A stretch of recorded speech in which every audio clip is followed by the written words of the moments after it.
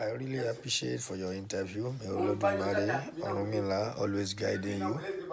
Thank you for the interview. May Olodumare guide you. Thank you. I really appreciate that. Thank you. Udabo.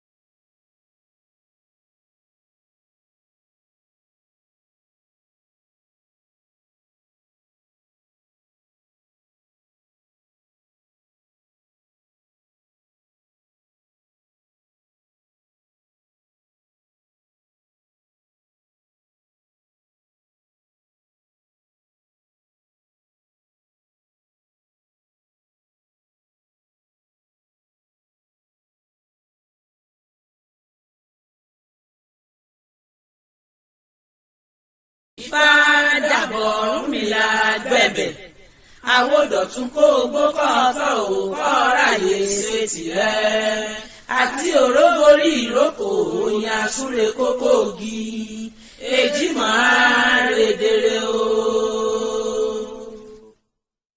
dídùn dídùn náà balẹ̀ olóyin owó làbí dàràbà ẹ jẹ́ ká jọyọ̀.